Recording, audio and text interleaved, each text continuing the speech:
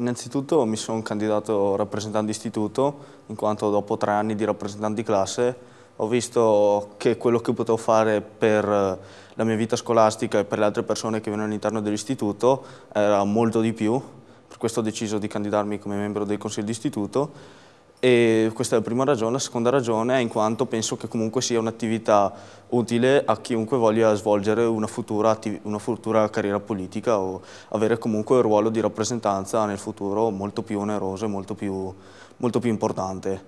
Come rappresentante penso che le cose da promuovere siano innanzitutto la creatività degli studenti e la partecipazione di essi nell'organizzazione di tutte le attività che ci riguardano e poi anche diciamo un po' cercare sempre di più di dare autonomia appunto a queste attività studentesche in modo che risultino organizzate sempre più da studenti e non sempre da un misto di studenti e professori.